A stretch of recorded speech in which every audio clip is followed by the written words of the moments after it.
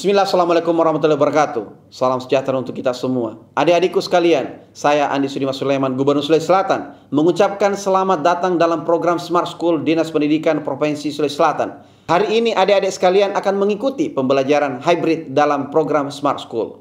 Aplikasi Smart School adalah sebuah pendekatan dengan tetap mengedepankan sebuah pendidikan dengan digital approaching, untuk kemudian mengedepankan kualitas dan mutu pendidikan yang diterima siswa secara seragam di seluruh wilayah Sulawesi Selatan, termasuk di pelosok-pelosok. Program ini bukan hanya memberikan kepada adik-adik sekalian pengalaman belajar yang baru, namun juga memberikan fasilitas kebutuhan dengan fitur bermanfaat seperti rekaman video pembelajaran yang dapat diulang, trik-trik penyelesaian soal, ujian-ujian, serta sarana konsultasi pembelajaran dari guru-guru terbaik di Sulawesi Selatan. Sering-sering mengakses aplikasi Smart School melalui gawai yang adik-adik sekalian miliki di setiap kesempatan yang dimiliki. Untuk seluruh adik-adikku sekalian yang saya cintai, saya banggakan, selamat belajar dan semoga ilmu yang didapatkan bermanfaat untuk menambah pengetahuan pendidikan adik-adik sekalian. Salam kita pada salama. Assalamualaikum warahmatullahi wabarakatuh. Salam sejahtera untuk kita semua.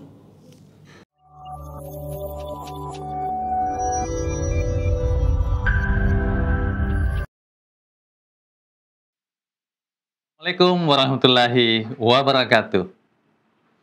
Halo sahabat Smart, apa kabar? Semoga semuanya dalam keadaan sehat walafiat. Bersama Bapak Faisal, kita akan belajar KIKER, Kimia Keren. Salam Smart School, generasi smart, berkarakter, cerdas.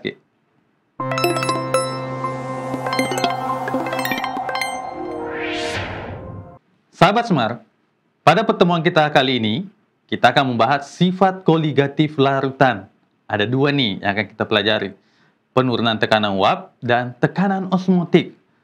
Sahabat Smart, pertemuan kita kali ini adalah lanjutan dari pertemuan kita sebelumnya. Nah, di mana juga sudah dibahas tentang penurunan tekanan uap dan tekanan osmotik ini. Namun kali ini kita akan belajar bersama untuk menghitung penurunan tekanan uap larutan dan menghitung tekanan osmotik larutan. Baik, sahabat Smart, sudah siap ya? Oke, sahabat Smart, kita ke yang pertama, sahabat Smart, penurunan tekanan uap larutan. Nah, sahabat Smart, ada seorang ilmuwan kimia yang berasal dari Prancis. Beliau adalah Francois Marie Raoult, yang kemudian mengeluarkan hukum yang disebut dengan hukum Raoult, yang menyatakan bahwa tekanan uap parsial komponen yang terdapat dalam campuran ideal adalah tekanan uap murni komponen tersebut dikalikan dengan fraksi molnya. Nah, sahabat Smart, jika mau dituliskan dalam bentuk rumus bersama matematisnya, maka dirumuskan P sama dengan P0 dikali XP.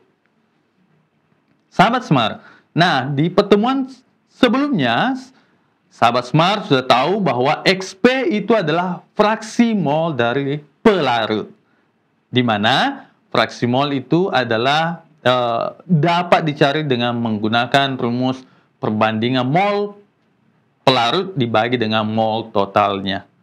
Sehingga dapat kita buatkan rumusannya, P sama dengan P0 dikali NP dibagi dengan NT ditambah dengan MP atau mol total dalam larutan tersebut. Oke, sahabat Smart, kita akan melihat perbandingan sifat koligatif penurunan tekanan uap atau delta P ini. Kita akan melihat perbandingan rumusnya antara larutan non-elektrolit dan larutan elektrolit. Sahabat Smart, kita melihat dulu rumus delta P untuk larutan non-elektrolit ini. Nah, penurunan tekanan uap dengan simbol delta P itu sama dengan P0 dikali XT, di mana P0 ini adalah tekanan uap jenuh pelarut. Kemudian XT adalah fraksi mol zat per larutnya. Oke, ini untuk delta P P0 kali XT untuk rumus non-elektrolit. Senyawa untuk non-elektrolit.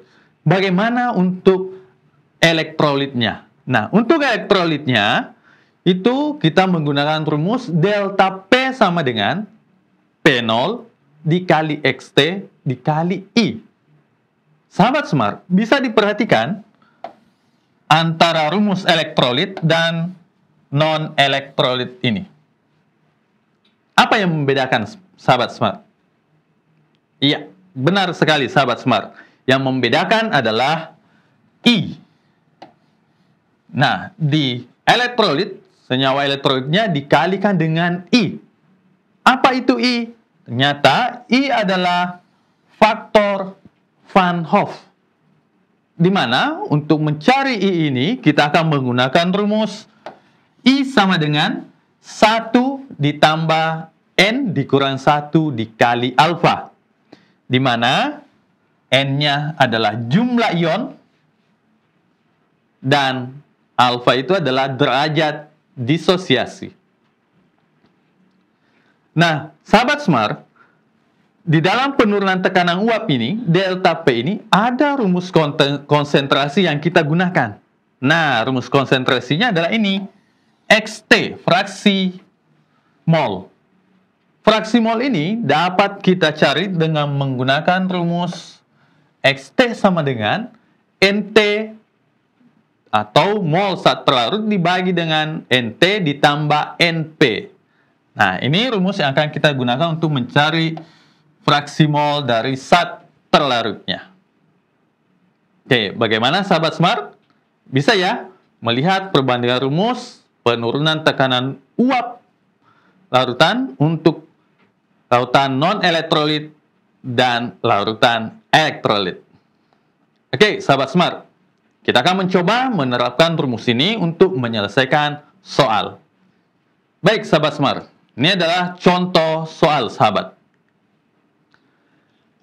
Pada kondisi tertentu, seorang siswa melarutkan 3,48 gram kalium sulfat K2SO4 ke dalam 90 gram air hingga terlarut sempurna.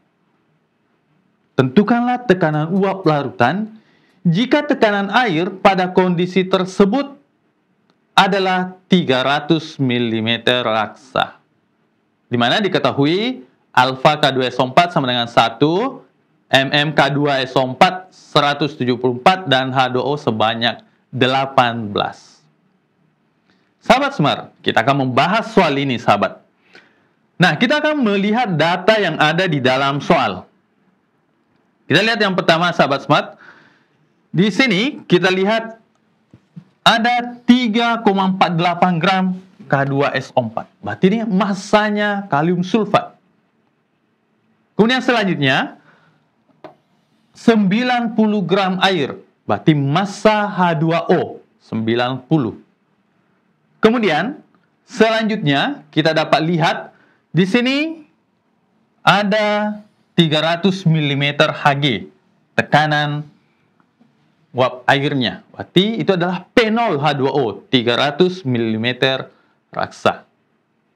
Oke, selanjutnya ada alfa sama dengan 1. Nah, sahabat Smart,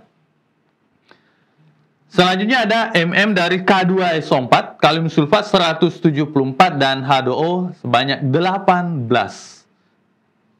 Sahabat Smart, dari soal tadi, apakah sudah bisa menentukan apa yang ditanyakan? Oke, benar sekali sahabat Smart. Yang ditanyakan adalah tentukan tekanan uap larutan. Tekanan uap larutan dapat disimbolkan P. Nah, sahabat Smart, data-data sudah kita tahu yang ada di dalam soal. Sekarang kita akan membahas lebih lanjut. Sahabat Smart, inilah data-data tadi yang ada di dalam soal. Misalnya,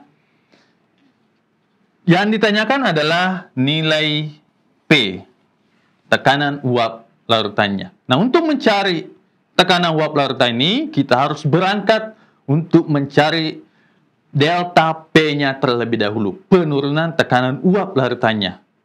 Nah, selanjutnya untuk mencari delta P ini kita membutuhkan data XT, fraksi mol zat terlarut. Nah, kemudian kita juga membutuhkan data I, derajat faktor Van Hoff. Kemudian kita membutuhkan data mol.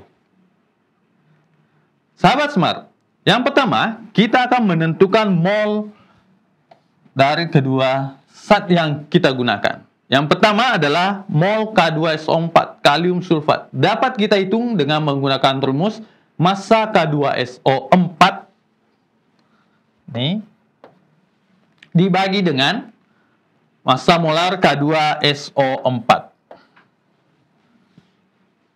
Massa K2SO4 itu dapat kita peroleh pada data yang terdapat pada soal. Di soal diketahui 3,48 gram. Oke. Kemudian kita bagi dengan massa molarnya. Kita dapat massa molarnya 174 gram per mol. Sahabat Smart, ini kemudian kita bagi dan kita memperoleh hasil sebesar 0,02 mol. Sahabat Smart, sampai di sini mudah ya? Oke, kita lanjut sahabat Smart. Setelah menentukan mol dari K2SO4, kita akan menentukan mol H2O. Untuk menentukan mol H2O ini, kita menggunakan rumus massa H2O dibagi dengan massa molar H2O. Nah, sahabat Smart, massa H2O yang kita peroleh di dalam data, dalam soal, sebanyak 90. Nah, 90 gram. Dibagi dengan massa molarnya, kita peroleh sebanyak 18 gram per mol. 90 dibagi 18, kita peroleh 5 mol. Oke, jadi mol H2O sebanyak 5 mol. Oke, sahabat Semar, kita sudah menyelesaikan mol dari kalium sulfat dan mol air. Selanjutnya, kita akan berpindah untuk menentukan faktor Van Hoff. Kenapa kita menentukan faktor Van Hoff? Nah, sahabat Semar, kita membutuhkan faktor Van Hoff atau I ini karena kalium sulfat termasuk larutan elektrolit. Oke, sahabat Semar, selanjutnya kita menentukan faktor Van Hoff-nya. Untuk menentukan faktor Van Hoff, I ini kita menggunakan rumus I sama dengan 1 ditambah N dikurang 1 dikali alfa. Yang belum ada datanya adalah nilai N. Maka kita mencari nilai N terlebih dahulu. Bagaimana mencari nilai N-nya? Nah, kita buatkan reaksi disosiasi dari K2SO4. 4-nya di bawah ya. Nah, di sini kita lihat reaksinya 2K plus ditambah SO4 2 minus. Sahabat Smart, koefisien dari K plus sebanyak 2, sedangkan koefisien dari SO4 2 minus ini, ion sulfat, ada 1. Sehingga untuk mencari nilai N, kita jumlahkan koefisien tersebut. 2 ditambah 1. Sehingga kita peroleh nilai N sebanyak 3. Sahabat Smart, nilai N ini kemudian kita substitusi ke dalam rumus N-nya. Jadi, N kita ganti menjadi 3. Oke? Sehingga kita peroleh 1 tambah 3 dikurang 1 kali alfa. Nah, alfanya ini kita peroleh dari data. Datanya kita tahu alfa sama dengan 1. Nah, kita masukkan di sini sehingga menjadi ini. Selanjutnya, 1 tambah 3 kurang 1, 2 dikali 1, 2. Jadi kita peroleh nilai I 1 tambah 2. Sehingga nilai I, faktor Van Hoff-nya sama dengan 3. Oke, 3 ya sahabat Smart. Bagaimana sahabat Smart? Mudah ya? Oke, kita lanjut sahabat Smart. Kita sudah memperoleh nilai I.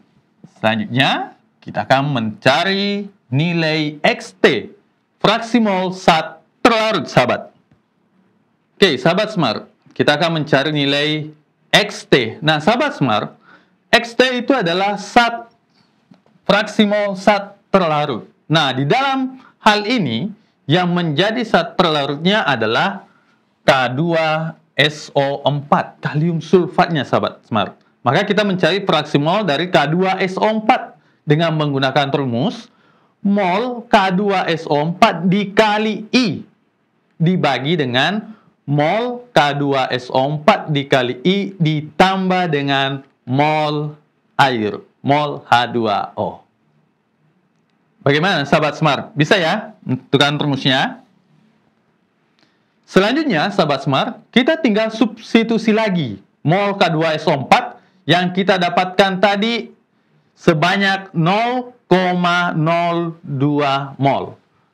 Mol K2SO4 0,02 mol. Kemudian nilai I kita peroleh sebelumnya sebanyak 3. Dibagi dengan mol K2SO4 0,02 mol kali 3 sama yang dengan di atas ditambah dengan mol H2O. Mol H2O kita peroleh dari sini berdasarkan perhitungan tadi kita dapatkan 5 mol. Jadi ditambah 5 mol. Sahabat Smart, kita kalikan sahabat Smart sehingga kita peroleh 0,06 mol dibagi dengan ini juga dikali 0,06 ditambah 5 mol sehingga kita peroleh nilai 5,06 mol. Sahabat Smart, ini kemudian kita bagi sehingga diperoleh fraksi mol dari kalium sulfat ini adalah 0,1186. Bagaimana, sahabat Smart? Bisa ya? Oke, sahabat Smart, kita sudah menentukan fraksi mol zat terlarutnya. Sekarang kita berpindah menentukan delta P. Bagaimana menyelesaikan delta P-nya? Mencari delta P-nya? Kita akan membahasnya, sahabat Smart. Nah, sahabat Smart, untuk mencari delta P ini, kita gunakan rumus P0 dikali XT. Dalam hal ini, X K2SO4, fraksi mol kalium sulfat. Sahabat Smart, nilai P0 ini dapat kita ambil dari data. Di data sudah ditentukan P0-nya 300. Nah, ini masukkan di sini nanti. Kemudian kita mencari data X K2SO4 yang baru-baru kita cari tadi, kita hitung sebanyak 0,1186. Sehingga kita peroleh delta P sama dengan 35,58 mm raksa. Oke, sahabat Smart, kita sudah mencari delta P-nya. Sampai di sini bisa ya, sahabat Smart? Selanjutnya, setelah menghitung delta P-nya, langkah terakhir kita mencari apa yang ditanyakan di dalam soal. Kita akan mencari nilai P. Nah, sahabat Smart, kita akan menggunakan rumus P sama dengan P0 dikurang delta P, di mana P0-nya sama dengan 300 mm raksa, yang ini. Kemudian kita kurang delta P-nya sebanyak ini, 35,58 mm raksa. Sehingga kita peroleh nilai P sama dengan 264,42 mm Hg. Oke, jadi sahabat Smart, tekanan uap larutan tersebut adalah 264,42 mm Hg. Oke. Baik, sahabat Smart. Sampai di sini bisa kan? Oke, sangat mudah sekali, sahabat Smart.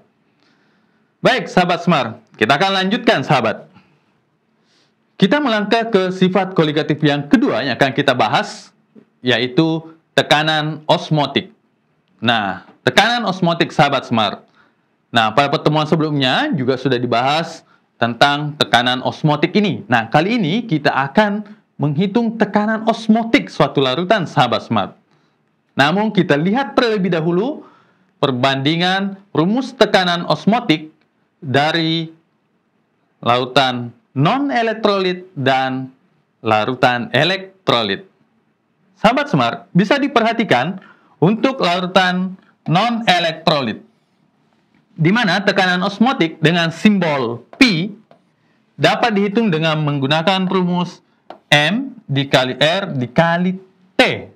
Nah, P tadi adalah tekanan osmotik, kemudian M ini adalah molaritas, kemudian R ini adalah tetapan gas ideal dengan nilai 0,082 liter atm mol min 1 Kelvin min 1. Dan T ini adalah suhu. Nah, suhunya di sini dalam Kelvin.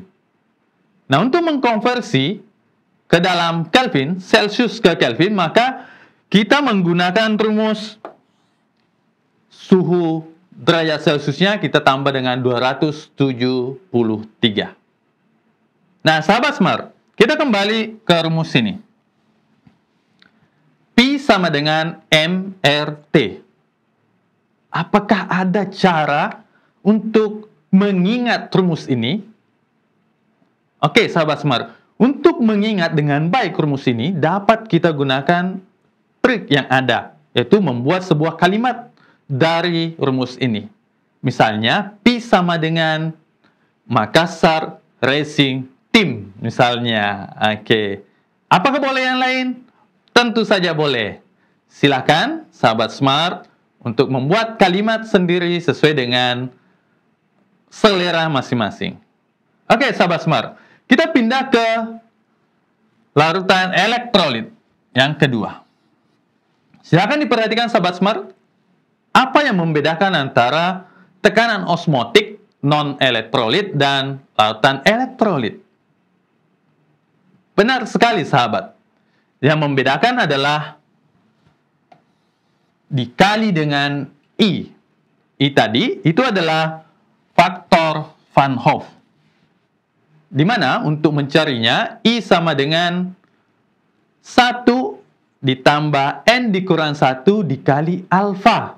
Nah, sahabat smart, sama tadi yang depan. N itu adalah jumlah ion dan alfa sama dengan derajat disosiasi. Sahabat smart, di dalam tekanan osmotik ini ada konsentrasi yang kita gunakan. Apa itu, sahabat? Nah, benar sekali, sahabat smart. Yang kita gunakan adalah molaritas. Molaritas ini dapat dicari dengan menggunakan rumus M sama dengan gram atau massa dibagi massa molekul relatif dikali 1000 per volume. Oke. Sampai di sini bisa ya, sahabat smart? Baik, sahabat smart, kita akan mencoba melihat penerapan rumus ini di dalam menyelesaikan soal-soal. Oke, sahabat smart, kita lihat contoh soal berikut. Seorang siswa melarutkan 18 gram glukosa C6H12O6, mana diketahui massa molekul relatifnya 180 gram per mol. Dilarutkan ke dalam air hingga volumenya menjadi 500 ml. Jika percobaan tersebut dilakukan pada suhu 27 derajat Celcius, tentukanlah berapa tekanan osmotik larutan tersebut.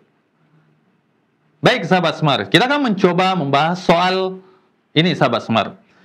Yang pertama, kita akan mencari data-data apa yang terdapat pada soal. Sahabat smart, di sini kita lihat ada 18 gram glukosa.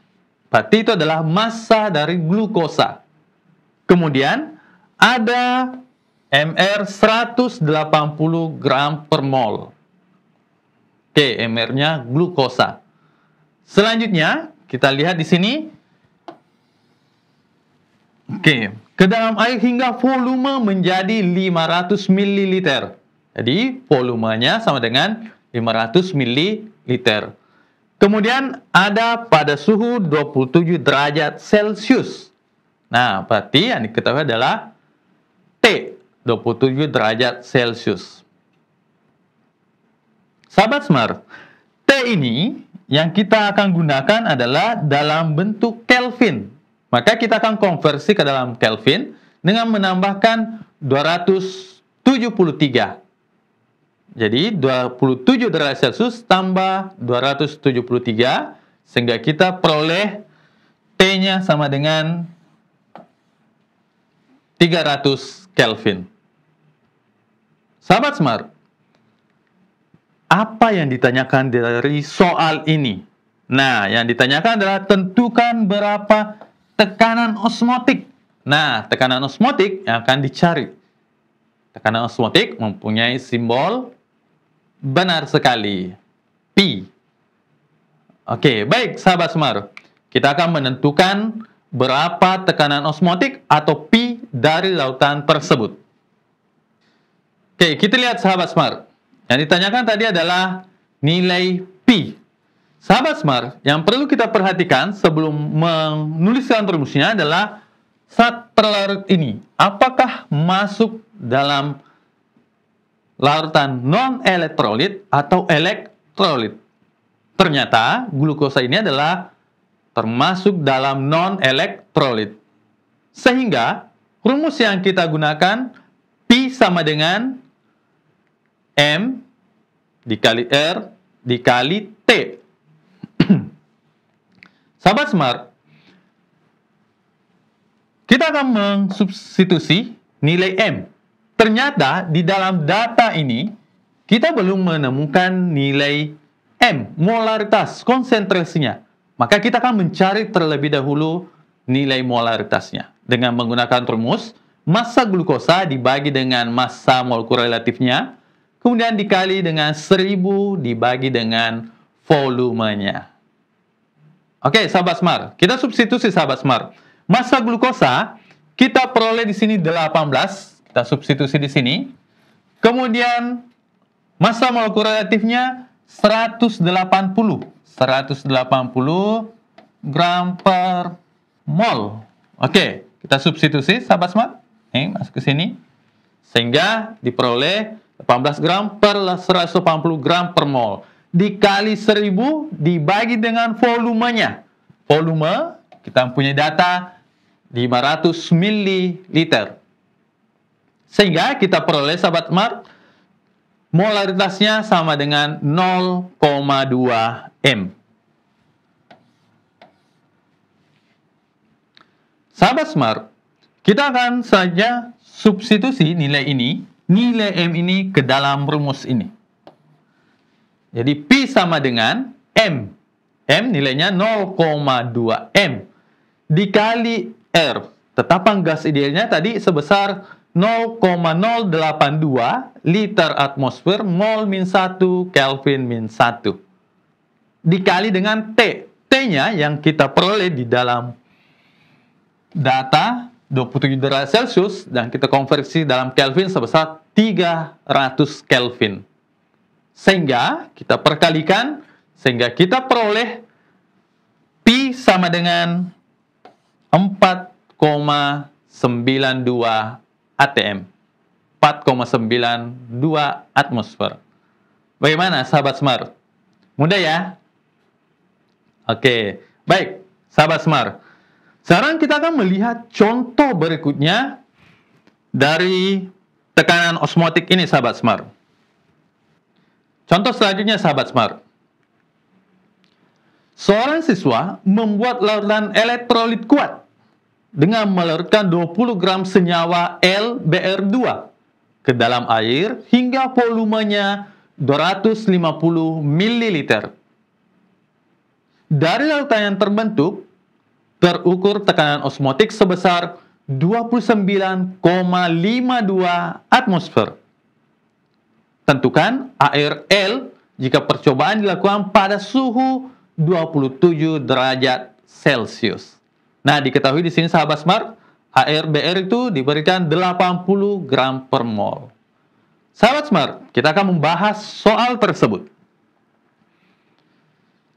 Kita lihat di dalam soal, sahabat mat, kita melihat di sini ada 20 gram LBR2. Berarti itu adalah massa dari LBR2 sebanyak 20 gram.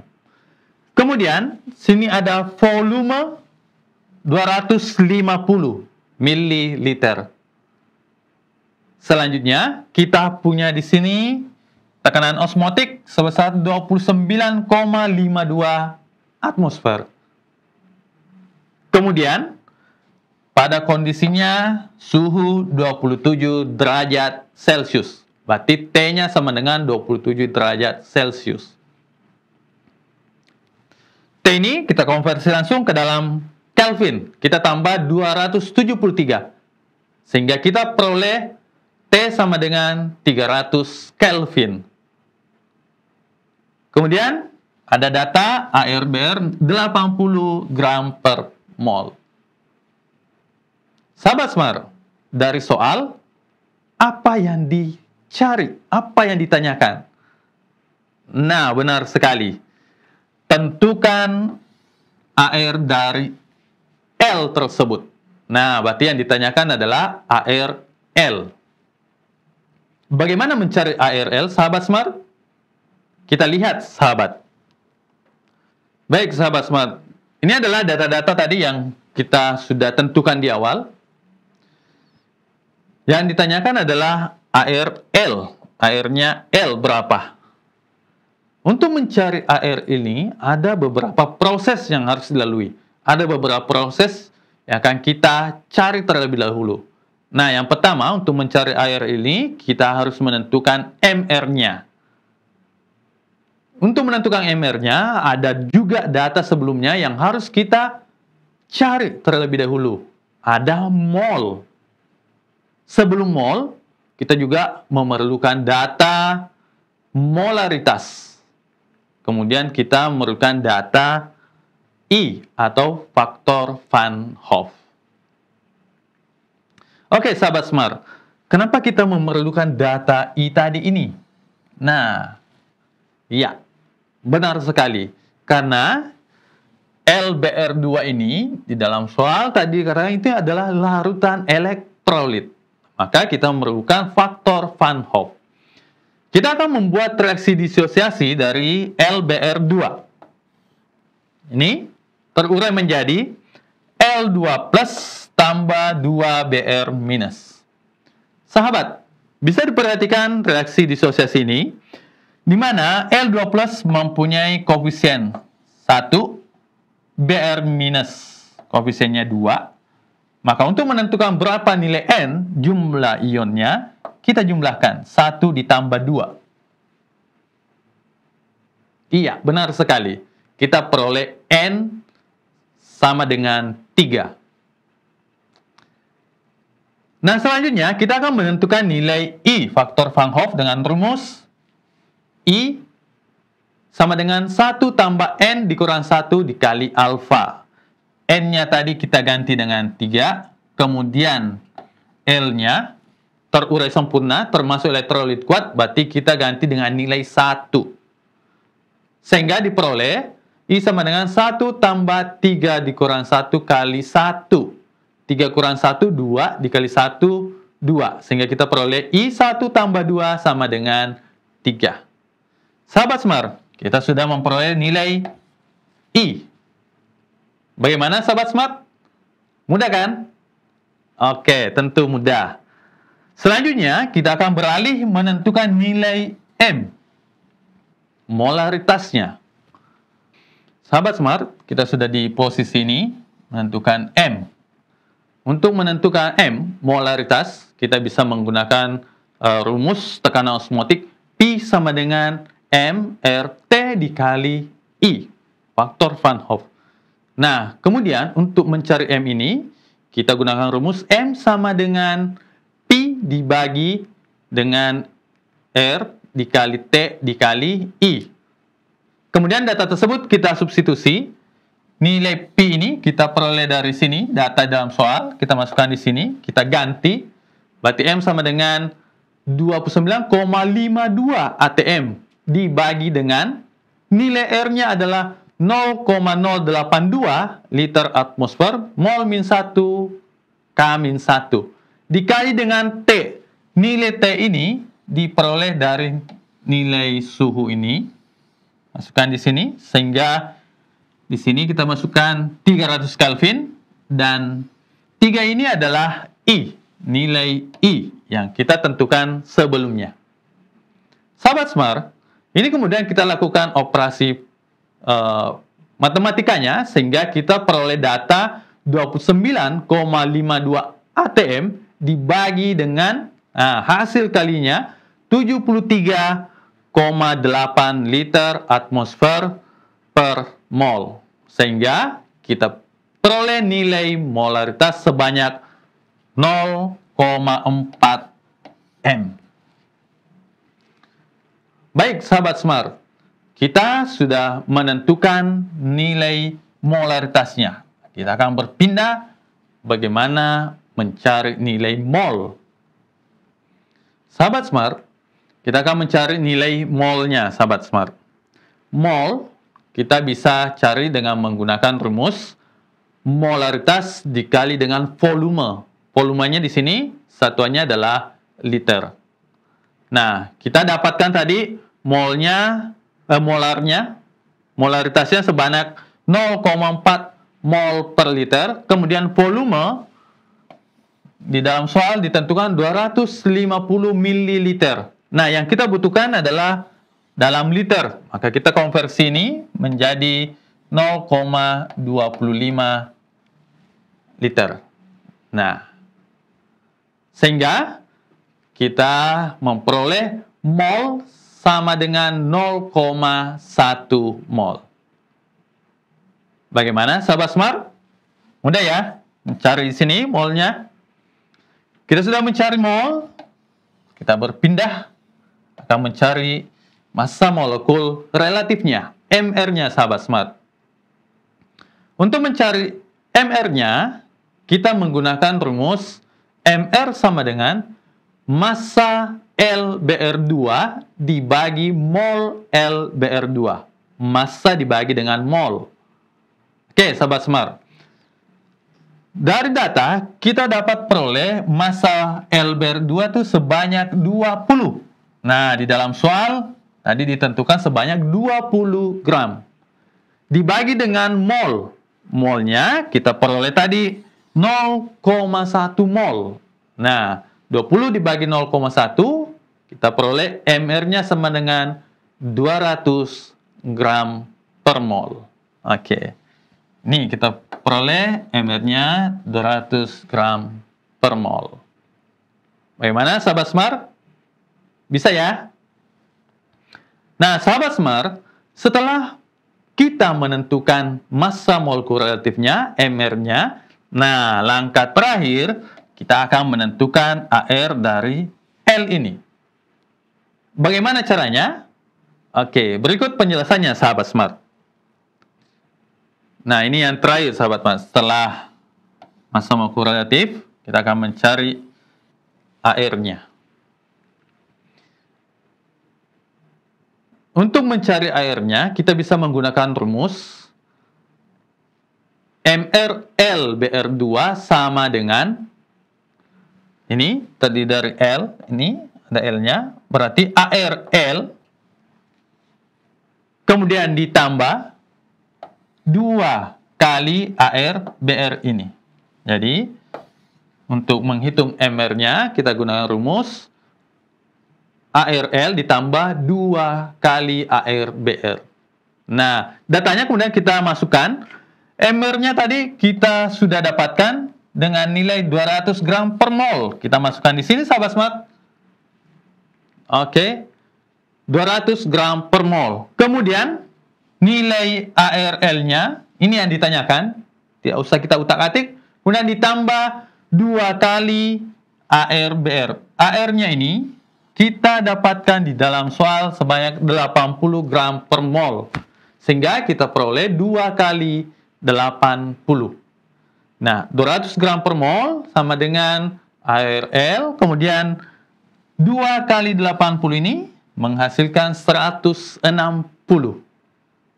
Nah, untuk mencari ARL, yang kita gunakan selanjutnya adalah 200 gram ini kita kurangkan dengan 160 gram per mol.